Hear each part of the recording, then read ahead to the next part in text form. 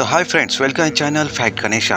तो दोस्तों, पूजा करते समय अगर भूल से भी मिले ये संकेत तो समझ जाइए कि ईश्वर की कृपा आपके ऊपर है।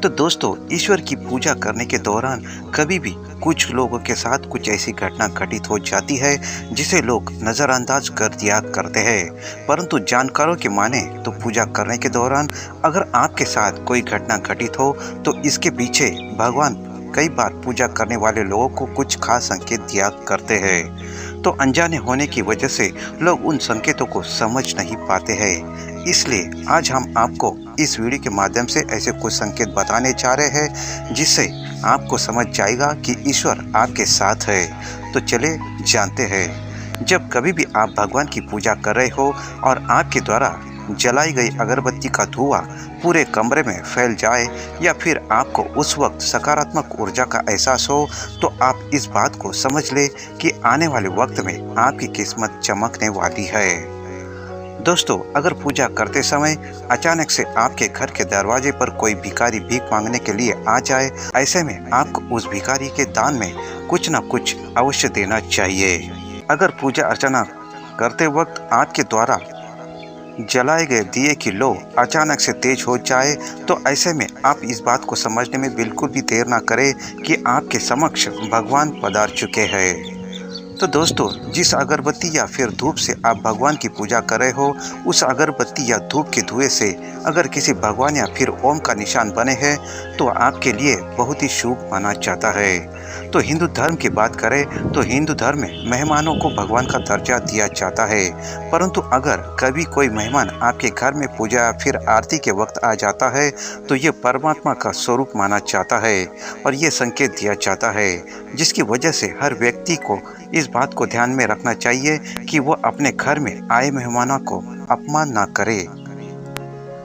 दोस्तों, जब भी कभी पूजा अर्चना करने के दौरान कोई व्यक्ति आपके घर में आता है, आपके लिए कोई गिफ्ट या फिर कोई चीज़ लेकर आता है, तो ऐसे में आपको ये बात समझ लेनी चाहिए कि भगवान की कृपा आप पर है।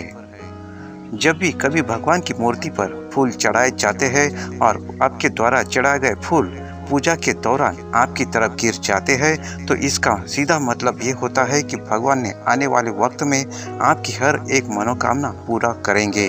इसके साथ ही आपके ऊपर भगवान की कृपा बनी हुई है, जिसकी वजह से आपके जीवन में किसी तरह की परेशानी का सामना नहीं करना पड़ेगा। तो दोस्तों, शास्त्रों के अनुसार सच्चे मन से की गई पूजा सदैव भगवान को स्वीकार करते हैं।